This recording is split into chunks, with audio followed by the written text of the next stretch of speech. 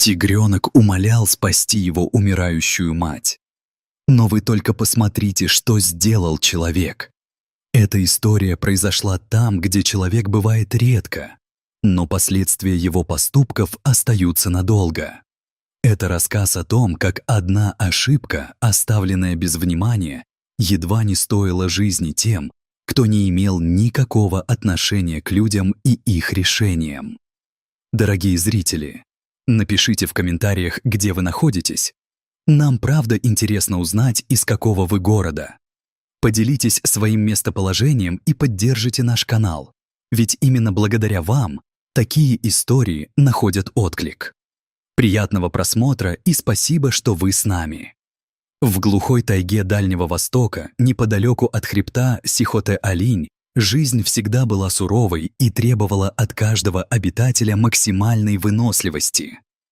Эти места не прощают слабости и не дают второго шанса тем, кто ошибся. Но в тот год природа словно решила испытать всех до предела.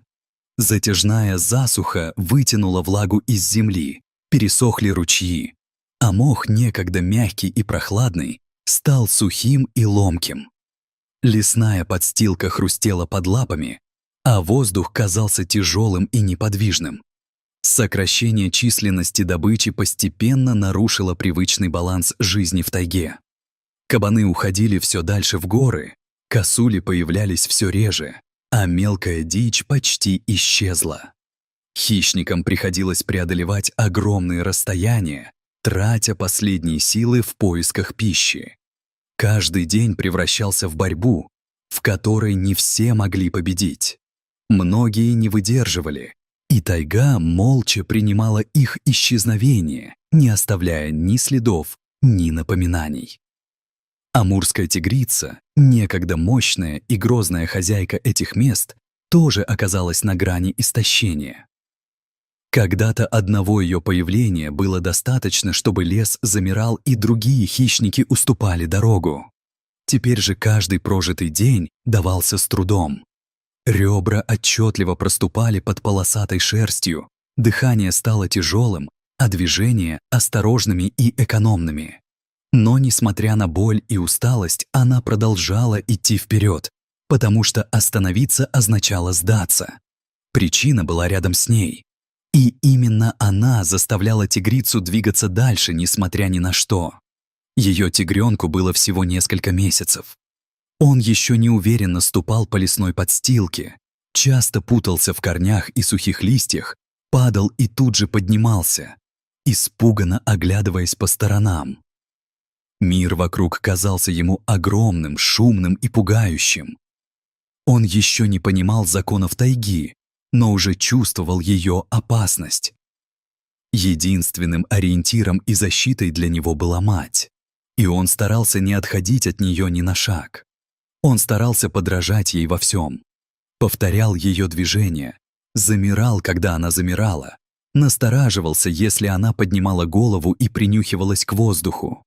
Он еще не понимал, что именно нужно услышать или почувствовать, но инстинктивно копировал каждое действие матери. Иногда его лапы плохо слушались, движения были неловкими, но он упрямо продолжал учиться, потому что другого пути у него не было.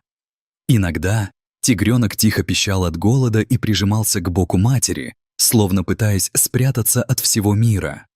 Его маленькое тело дрожало от слабости, и он искал тепло и защиту. Тигрица останавливалась, касалась его мордочкой и на мгновение замирала, будто собирая последние силы. Она не могла накормить его так, как раньше, но всем своим существом показывала, что он не один и что она будет рядом, пока способна дышать. В тот день тайга была непривычно тихой. Не слышно было птиц, не раздавались привычные лесные шорохи. Даже ветер словно обошел эти места стороной. Воздух стоял плотный и неподвижный, будто сам лес затаил дыхание. Эта тишина давила, заставляя насторожиться даже тех, кто привык к опасности. И вдруг в этом неподвижном воздухе появился резкий, непривычный запах. Аромат сырого мяса. Он выделялся настолько сильно, что перебивал все остальные запахи леса. Этот запах был чужим и тревожным, но одновременно притягательным, особенно для истощенного хищника, давно не чувствовавшего сытости. Этот запах не принадлежал ни добыче, ни естественной падали. Он доносился из старой охотничьей ловушки, оставленной людьми и давно забытой среди деревьев. Для человека она была лишь ржавым куском металла, брошенным в лесу. Для тигрицы же это был рискованный шанс, за который приходилось платить собственной осторожностью. Тигрица мгновенно насторожилась. Она приподняла голову, уши прижались к черепу, мышцы напряглись, а тело замерло в готовности. Инстинкт предупреждал об опасности, но голод оказался сильнее осторожности. Повинуясь ему, она направилась к источнику запаха уверенными, но уже заметно замедленными шагами, стараясь экономить силы. Тигренок остался чуть поодаль. Он тревожно наблюдал за матерью, не решаясь приблизиться к странному месту. Его настораживала тишина и этот резкий запах, который не был похож ни на что из знакомого ему мира. Он чувствовал, что здесь что-то не так, но не понимал, что именно. Подойдя ближе, тигрица осторожно ступила на прогнивший настил, скрытый листвой и временем. Под ее весом дерево тихо хрустнуло, и этот звук показался слишком громким в застывшей тишине. В следующую секунду раздался глухой треск, словно сама тайга затаила дыхание и отвернулась. Массивная металлическая конструкция сорвалась. Тяжелое дерево рухнуло вниз и с огромной силой придавило тигрицу к земле, ударив по плечам и груди. Воздух вышибло из легких, боль пронзила тело. От резкого удара ее голова дернулась и с силой ударилась о камень, лишая ее ориентации. Сознание погасло мгновенно, будто кто-то резко выключил свет, оставив тело неподвижным и беспомощным. Тигренок, стоявший чуть поодаль, вздрогнул всем телом. Он тонко пискнул и бросился к матери, не понимая, что произошло. Он отчаянно царапал лапками ствол дерева, пытался толкать ловушку, кусал холодный металл, не понимая, почему тот не поддается. Его силы были ничтожны, но страх и отчаяние заставляли его продолжать. Его глаза были полны ужаса и непонимания. Взгляд метался, словно он не мог осознать, почему мать не поднимается, не отвечает, не касается его носом, как всегда. Мир вокруг вдруг стал чужим и пугающе тихим. Он прижался к ее боку, стараясь согреть ее своим маленьким телом, и замер. Он прислушивался к редкому сбивчивому дыханию, боясь, что оно исчезнет. Каждый вдох матери становился для него единственным признаком жизни и надежды.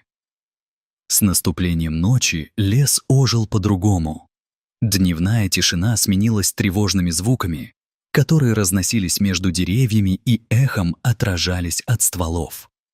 Из глубины тайги донесся лай одичавших собак, прерывистый и резкий, а где-то далеко откликнулись другие хищники.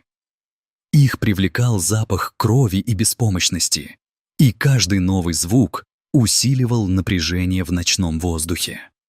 Каждый раз, услышав эти звуки, тигренок поднимался. Он выгибал спину, стараясь казаться больше и сильнее, и издавал слабый, сиплый рык. В этом звуке не было настоящей угрозы, но было отчаянное желание защитить. Он вставал между матерью и тем, что скрывалось в темноте, даже не понимая, насколько беззащитен на самом деле. Тигрица не приходила в себя. Ее дыхание оставалось прерывистым и едва ощутимым, словно тонкая нить, готовая оборваться в любую секунду. Иногда оно становилось глубже, иногда почти исчезало. Тигренок каждый раз замирал, боясь пошевелиться, будто любое движение могло лишить ее последнего шанса. Время тянулось мучительно медленно. Ночь казалась бесконечной, но тигренок не уходил. Он не искал укрытия и не пытался спастись. В его мире существовала лишь она, его защита, его тепло, его жизнь.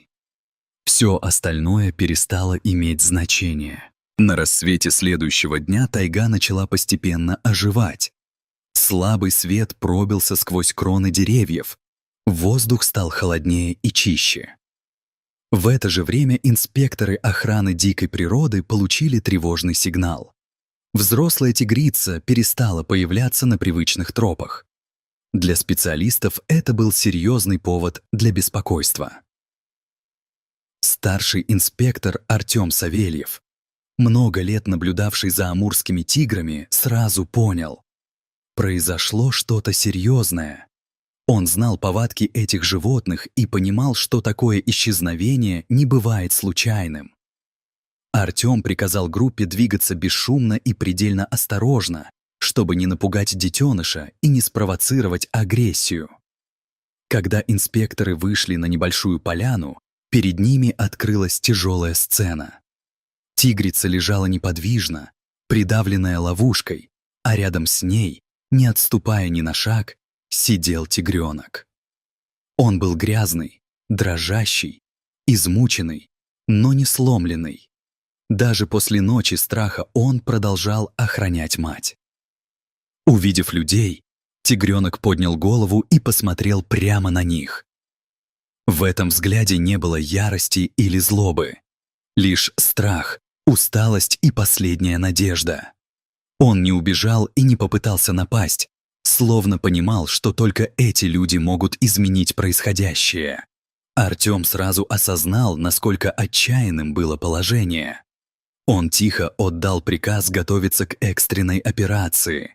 Инспекторы действовали осторожно и слаженно, будто каждое неверное движение могло перечеркнуть шанс на спасение.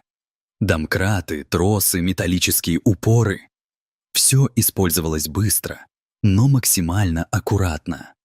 Артём медленно заговорил спокойным голосом, стараясь удержать внимание тигренка и не напугать его. Тот остался на месте, не сводя глаз с матери. Когда механизм начал работать, металл заскрежетал, и этот звук резанул тишину поляны. Ловушка медленно приподнялась, осыпая землю и листья на полосатую шерсть. Когда появилось достаточно пространства, тигрицу осторожно освободили и вытащили из-под конструкции. Ее уложили на ровный участок, стараясь не причинить лишней боли. Артём проверил пульс, дыхание, реакцию зрачков. Затем он ввел препараты от боли и противошоковое средство, стабилизируя ее состояние. Каждое действие было выверено и точным, потому что времени оставалось совсем мало. Тигренок приблизился, дрожа всем телом. Он коснулся носом ее морды и издал тихий, надрывный звук, словно звал ее вернуться. Даже закаленные тайгой люди на мгновение отвернулись, чтобы скрыть эмоции. Тигрицу аккуратно поместили на носилки и доставили в реабилитационный центр недалеко от Владивостока. Ветеринары сразу провели обследование. Рентген показал, что переломов нет, но мягкие ткани были сильно повреждены, а организм пережил тяжелый шок.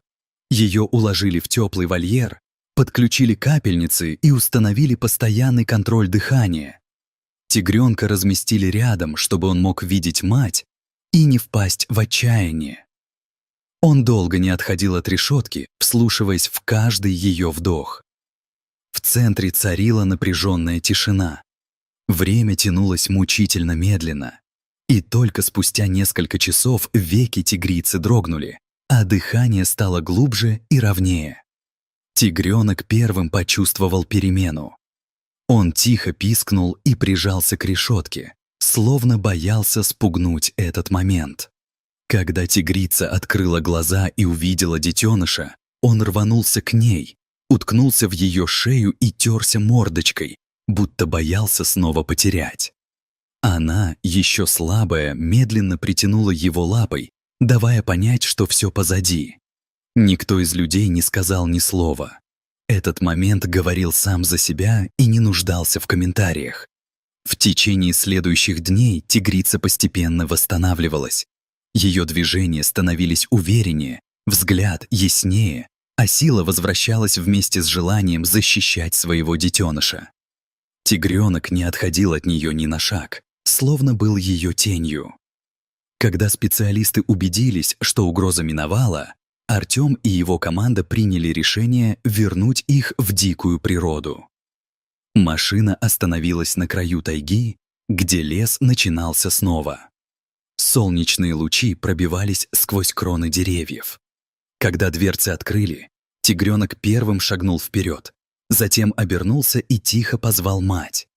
Тигрица последовала за ним, остановилась на мгновение и посмотрела на людей без страха, взглядом памяти и тихой благодарности. После этого они исчезли среди деревьев, а ветер прошелся по листве, словно завершая эту историю песней покоя. Дорогие зрители, что вы думаете об этой истории? Расскажите, пожалуйста, в комментариях. Если вам понравилось это видео, ставьте лайк и подписывайтесь на наш канал. До свидания. Обу!